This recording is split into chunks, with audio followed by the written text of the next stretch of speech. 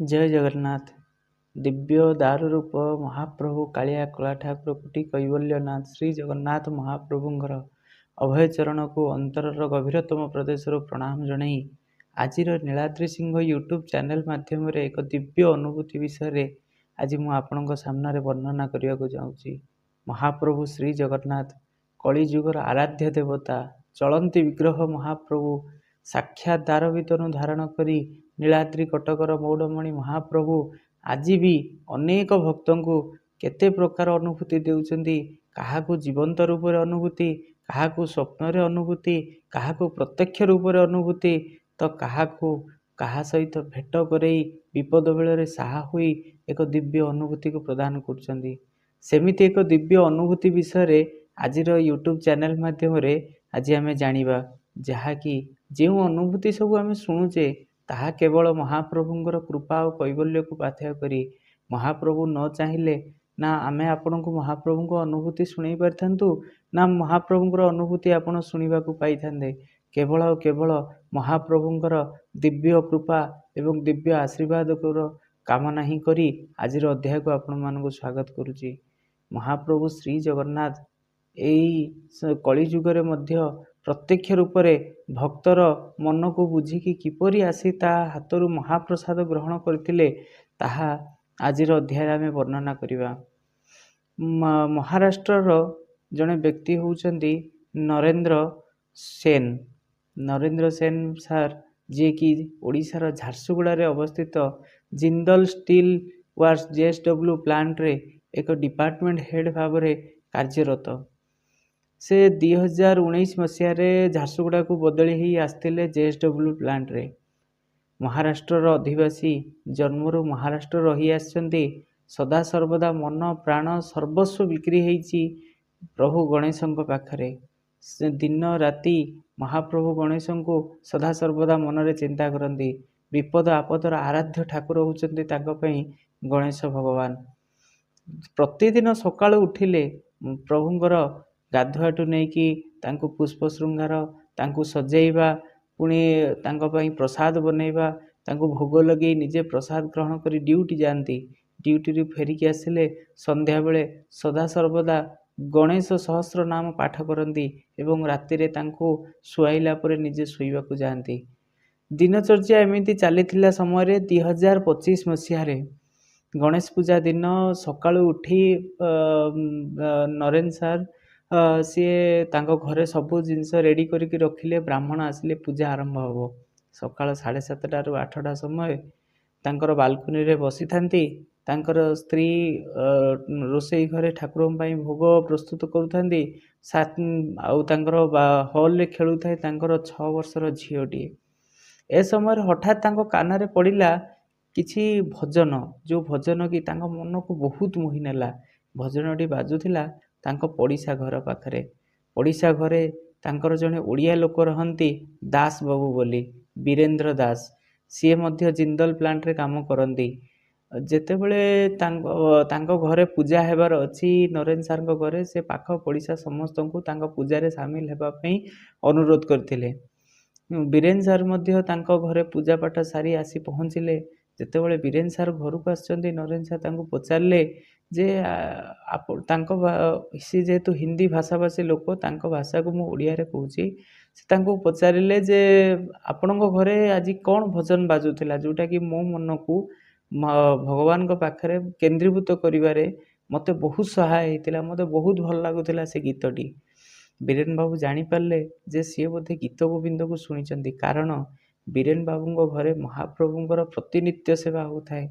ତାଙ୍କ ଘରେ ତାଙ୍କର ମା ଯଦି ଥାଆନ୍ତି, ଘରେ ଯଦି ଗାଁକୁ ନ ଯାଇଥାନ୍ତି, ତାଙ୍କ ପାଖରେ ଥାଆନ୍ତି, ତାହେଲେ ମହାପ୍ରଭୁଙ୍କର ଭୋଗ ସମୟରେ ସେ ସଦାସର୍ବଦା ଓଡ଼ିଆ ଭାଗବତକୁ ପାଠ କରନ୍ତି। ଯଦି ମା ନଥାନ୍ତି, ଯେହେତୁ ତାଙ୍କ ପତ୍ନୀ ତଳେ ବସିପାରନ୍ତି ନାହିଁ, ଆଣ୍ଠୁରେ ଯନ୍ତ୍ରଣା ଅନୁଭବ କରନ୍ତି, ଘରର ଛୁଆମାନେ ମଧ୍ୟ ଓଡ଼ିଆ ଭାଗବତ ପଢ଼ି ପାରନ୍ତିନି, ତେଣୁକରି ସେମାନେ ଗୀତ ଗୋବିନ୍ଦକୁ ପାଠ କରନ୍ତି ଏବଂ ବୀରେନ୍ଦ୍ର ସାର୍ ମହାପ୍ରଭୁଙ୍କୁ ଭୋଗ ସମର୍ପଣ କରନ୍ତି। ବିଶ୍ୱାସ ଓ ଭରସା, ମହାପ୍ରଭୁ ଭାଗବତ ଶୁଣନ୍ତୁ କିମ୍ବା ଗୀତ ଗୋବିନ୍ଦ ଶୁଣନ୍ତୁ, ଏ ଦୁଇଟି ଭିତରୁ ଯେକୌଣସି ଗୋଟିଏ ଶୁଣି ପ୍ରସାଦ ଗ୍ରହଣ କରନ୍ତି। ବିଶ୍ୱାସ ଥାଏ ବିଶ୍ୱାସ ଆଉ ଭରସାରେ ଯେତେବେଳେ ସେ ଗୀତ ଗୋବିନ୍ଦକୁ ବଜେଇ ଦେଇଛନ୍ତି, ଏପଟେ ନରେନ୍ଦ୍ର ସାର୍ ସେ ଗୀତ ଗୋବିନ୍ଦକୁ ଶୁଣିଛନ୍ତି, ତାଙ୍କ ମନ ମହାପ୍ରଭୁଙ୍କ ପାଖରେ କେନ୍ଦ୍ରୀଭୂତ ହେଇଗଲା। ସେ ଜାଣିନାହାନ୍ତି ଏ ଗୀତ କ'ଣ, ଏ ଗୀତ ଗୋବିନ୍ଦ କ'ଣ, କାହା ପାଇଁ ଗୀତ ଗୋବିନ୍ଦ ବଜାଯାଏ। କିନ୍ତୁ ମନରେ ଅନେକ ପ୍ରଶ୍ନ ଥିଲେ ମଧ୍ୟ ଯେହେତୁ ପଣ୍ଡିତ ଆସିକି ପହଞ୍ଚିଗଲେ ଘରେ ପୂଜା କରିବା ପାଇଁ, ପୂଜା ସରିବା ପର୍ଯ୍ୟନ୍ତ ଅପେକ୍ଷା କଲେ। ଭଗବାନ ଗଣେଶଙ୍କର ପୂଜା ଗଣେଶ ପୂଜା ଦିନ ସୁରୁଖୁରୁରେ ସରିଗଲା। ଯେତେ ସାହି ପଡ଼ିଶା ବନ୍ଧୁବାନ୍ଧବ ସମସ୍ତେ ଆସିଥିଲେ, ସମସ୍ତେ ପ୍ରସାଦ ଗ୍ରହଣ କରି ନିଜ ନିଜ ଘରକୁ ଫେରିଗଲେ। ଘରକୁ ଫେରିଗଲା ପରେ ଏକଲା ବସିଥିଲେ ବୀରେନ୍ ସାର୍। ନରେନ୍ଦ୍ର ସାର୍ ଯାଇ ତାଙ୍କୁ ପଚାରିଲେ, ଏ ଗୀତ ଗୋବିନ୍ଦ କ'ଣ, ଏଇଟା କାହା ପାଖରେ ଗାଆନ୍ତି, ୟାର ଗାଇବାର ତାତ୍ପର୍ଯ୍ୟ କ'ଣ? ଏସବୁ ବିଷୟରେ ବୀରେନ୍ଦ୍ର ସାର୍ ନରେନ୍ଦ୍ର ସାର୍ଙ୍କୁ ସବୁ କିଛି ବତେଇଲେ। ବତେଇଲା ପରେ ମନଟି ଆହୁରି ଆନ୍ଦୋଳିତ ହେଲା।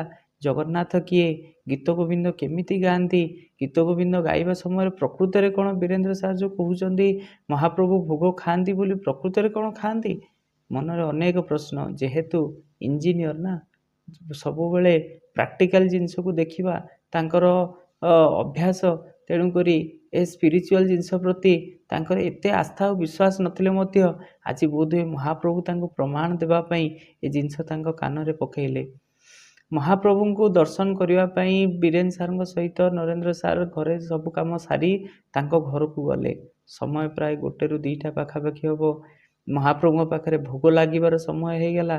ବୀରେନ୍ଦ୍ର ସାର୍ଙ୍କର ପତ୍ନୀ ଗୋଟେ ଥାଳିରେ କିଛି ଅନ୍ନ, ଡାଲି, ତରକାରୀ, ପୁରୀ ଏବଂ ମିଠା ଏତିକି ନେଇକି ଆସିଲେ ଗୋଟେ ଥାଳିରେ, ଏବଂ ପର୍ଦ୍ଦା ପଡ଼ିଥାଏ ଠାକୁରଙ୍କ ପାଖରେ, ସେ ପର୍ଦ୍ଦା ବାହାର ସାଇଡ଼୍ ରଖିଦେଲେ।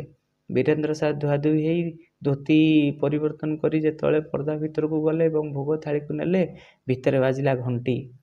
ଘଣ୍ଟି ଯେତେବେଳେ ବାଜିଲା, ପର୍ଦ୍ଦାର ବାହାର ସାଇଡ଼୍ରେ ଥାନ୍ତି ବୀରେନ୍ଦ୍ର ସାର୍ଙ୍କର ପତ୍ନୀ, ତାଙ୍କର 2 ପୁଅ ଏବଂ 2 ଝିଅ। ଆରମ୍ଭ ହେଲା ଗୀତ ଗୋବିନ୍ଦ ଗାୟନ। କିଛି ସମୟ ଭିତରେ ମହାପ୍ରଭୁଙ୍କର ଭୋଗ ସରି ଆଳତି ବଢ଼ିଲା, ପର୍ଦ୍ଦା ସାଇଡ଼୍ ହେଲା। ଆଳତି ଦର୍ଶନ କରି ନରେନ୍ଦ୍ର ସାର୍ ମନେ ମନେ ଚିନ୍ତା କରୁଥାନ୍ତି ପ୍ରକୃତରେ ଜଗନ୍ନାଥ କାହାନ୍ତି। ଆଶ୍ଚର୍ଯ୍ୟ ହେଇଗଲେ। ପର୍ଦ୍ଦା ଯେତେବେଳେ ସାଇଡ଼୍ ହେଇଛି, ସେ ଯେଉଁ ଜଗନ୍ନାଥଙ୍କର ଫଟୋଟି ଥିଲା, ସେ ଫଟୋରେ ମହାପ୍ରଭୁ ଜଗନ୍ନାଥଙ୍କର ଗଜାନନ ବେଶ। ମନରେ ଚିନ୍ତା ଆସିଲା, ଏ ତ ମୋର ଗଣେଶ, ଗଣେଶଙ୍କୁ ଏମାନେ ଜଗନ୍ନାଥ ବୋଲି କାହିଁକି କହୁଛନ୍ତି? ପୁଣି ମନରେ ପ୍ରଶ୍ନ, ଜଗନ୍ନାଥ ଏଇ ବେଶ କାହିଁକି ହେଇଛନ୍ତି? ଏ ଗଣେଶଙ୍କୁ କାହିଁକି ଗୀତ ଗୋବିନ୍ଦ ଶୁଣାଯାଉଛି? ପ୍ରକୃତରେ କ'ଣ ଭଗବାନ ଏଇ ଗୀତ ଗୋବିନ୍ଦ ଶୁଣି ଖାଦ୍ୟ ଖାଇଲେ? ବିଶ୍ୱାସ ଆଉ ଭରସାର ପ୍ରମାଣ ମାଗିଲେ ଆଜି ଭଗବାନ ଜଗନ୍ନାଥଙ୍କୁ। ଯେହେତୁ ସରଳ ମନ, ନିଷ୍କପଟ ମନ, ଭଗବାନ ବି ପ୍ରମାଣ ଦେବା ପାଇଁ ପଛଘୁଞ୍ଚା ଦେଇନାହାନ୍ତି। ବୀରେନ୍ଦ୍ର ସାର୍ ତାଙ୍କୁ ସବୁ କଥା କହିଲେ। ଏ ଗଜାନନ ବେଶ କାହିଁକି ହୁଏ, ଗଣପତି ଭଟ୍ଟ କଥା କହିଲେ। ମହାପ୍ରଭୁଙ୍କର ଦିବ୍ୟ ଲୀଳାକୁ ଶୁଣି ମନ୍ତ୍ରମୁଗ୍ଧ ହେଇଗଲେ ନରେନ୍ଦ୍ର ସାର୍। ମନରେ ଅମାୟିତ ପ୍ରଶ୍ନର ଉତ୍ତର ପାଇବା ପରେ ମନରେ ଯେମିତି ରୋମାଞ୍ଚ ଖେଳିଗଲା। ଦେହରେ ମହାପ୍ରଭୁ ସର୍ବସ୍ୱ ସେ ଅନୁଭବ କଲେ।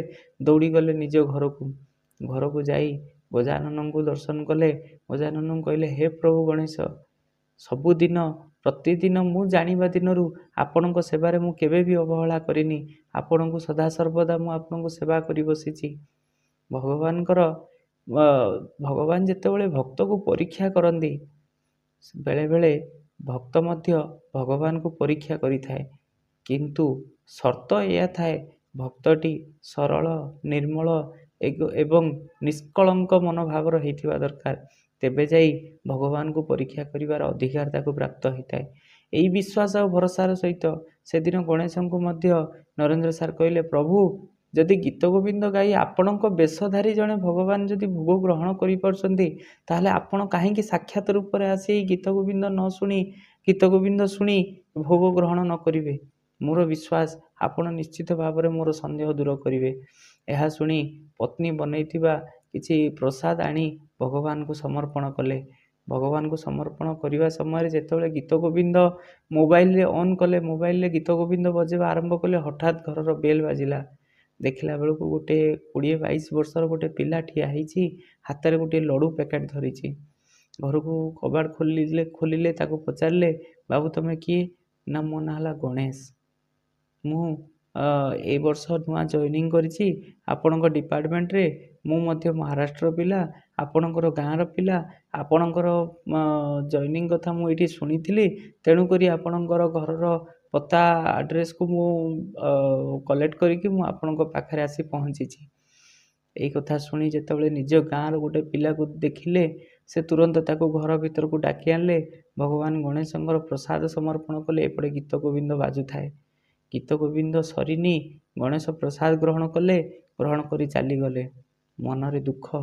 ମହାପ୍ରଭୁ ବୀରେନ୍ଦ୍ର ସାର୍ କହୁଥିଲେ ଯେ ଗୀତ ଗୋବିନ୍ଦ ସରିବା ଭିତରେ ଆପଣ ପ୍ରସାଦ ଗ୍ରହଣ କରିଦିଅନ୍ତି। ଗୀତ ଗୋବିନ୍ଦକୁ ଆପଣ ବହୁତ ଭଲ ପାଆନ୍ତି, କିନ୍ତୁ ଆଜି ଗୀତ ଗୋବିନ୍ଦ ସରିଗଲା, କିନ୍ତୁ ମୁଁ ଆପଣଙ୍କର ଦର୍ଶନ ପାଇଲିନି କି ଆପଣଙ୍କର ପ୍ରସାଦ ପାଇଲିନି। ଆପଣ ପ୍ରସାଦ ପାଇଲେ କି ନାହିଁ ମୁଁ ଜାଣିପାରିଲିନି। ଏଇ କଥା ମନରେ ରଖି, ମନର ଦୁଃଖ ମନରେ ରଖି ଯାଇକି, ଯେହେତୁ ବହୁତ ରାତିରୁ ଉଠିଥିଲେ, ଘରର ସବୁ କାମ କରିଥିଲେ, ଟିକେ ହାଲିଆ ହେଇ ପଡ଼ିଥିଲେ ଏବଂ ଯାଇକି ବିଶ୍ରାମ ଟିକେ କରୁଥିଲେ। ଆଖିଟି ଯେଉଁ ନିଦ ଲାଗିଯାଇଛି, ନିଦରେ ସ୍ୱପ୍ନରେ ଦର୍ଶନ କରୁଛନ୍ତି କାଳିଆ କଳା ଠାକୁର କୋଟି କୈବଲ୍ୟନାଥ ଶ୍ରୀ ଜଗନ୍ନାଥ ମହାପ୍ରଭୁଙ୍କର ଦିବ୍ୟ ରୂପ ଗଜାନନ ବେଶ। ପ୍ରମାଣ ଦେଲେ ମହାପ୍ରଭୁ, ନରେନ୍ଦ୍ର, ଯେଉଁ ଗୀତ ଗୋବିନ୍ଦ ତୁ ଆଜି ବଜେଇ ମୋତେ ପ୍ରସାଦ ସମର୍ପଣ କରିଥିଲୁ, ସେ ସମୟରେ ଯେଉଁ ପିଲାଟି ଆସିଥିଲା, ସେ ପିଲାଟି ଆଉ କେହି ନୁହଁରେ, କେବଳ ମୁଁ, କେବଳ ମୁଁ, ଆଉ କେବଳ ମୁଁ। ନା ସିନା ଗଣେଶ, କିନ୍ତୁ ସର୍ବ ଘଟେ ଘଟେ ମୁଁ ବିରାଜିତ। ମୋ ଦେହରେ ସବୁ ଦେବାଦେବୀ ସମାହିତ। ସମସ୍ତଙ୍କ ରୂପ ମୁଁ ଧାରଣ କରିପାରିବି, କିନ୍ତୁ ମୋ ରୂପ କେହି ଧାରଣ କରିପାରିବେନି, କାରଣ ମୁଁ ପୁରୁଷୋତ୍ତମ କାଳିଆ କଳା ଠାକୁର। ପ୍ରମାଣ ପାଇଲେ। ସ୍ୱପ୍ନ ହଠାତ୍ ଆଖି ଖୋଲିଲା ବେଳକୁ ପାଖରେ କେହି ନାହାନ୍ତି। ଜାଣିପାରିଲେ ନରେନ୍ଦ୍ର ସାର୍ ଯେ ସେ ସ୍ୱପ୍ନ ଦେଖୁଥିଲେ। ବୀରେନ୍ଦ୍ର ସାର୍ଙ୍କଠୁ ଖବର ନେଇ କେମିତି ମହାପ୍ରଭୁଙ୍କୁ ଦର୍ଶନ କରିବେ, କେମିତି ତାଙ୍କ ପାଖକୁ ଯିବେ, ଏଇ କଥା ସବୁବେଳେ ମନରେ ଚିନ୍ତା କରି କରି ଏଇ ବର୍ଷ ଜ୍ୟେଷ୍ଠ ପୂର୍ଣ୍ଣିମାରେ ବା ସ୍ନାନ ପୂର୍ଣ୍ଣିମାରେ ଯାଇ ମହାପ୍ରଭୁଙ୍କୁ ଦର୍ଶନ କରିବାର ସଂକଳ୍ପ ରଖିଛନ୍ତି ଏଥର ନରେନ୍ଦ୍ର ସାର୍। ବିଶ୍ୱାସ କରନ୍ତୁ, ମହାପ୍ରଭୁ ସେହି ଭକ୍ତମାନଙ୍କୁ ତାଙ୍କର ପରିଚୟ ଦିଅନ୍ତି, ସେହି ଭକ୍ତଙ୍କୁ ତାଙ୍କର ପ୍ରମାଣ ଦିଅନ୍ତି, ଯାହାର ହୃଦୟ ନିର୍ମଳ, ଯାହାର ମନ ନିର୍ମଳ, ଯେ ସଦାସର୍ବଦା ସମର୍ପଣ ଭାବରେ ବଞ୍ଚିଥାଏ।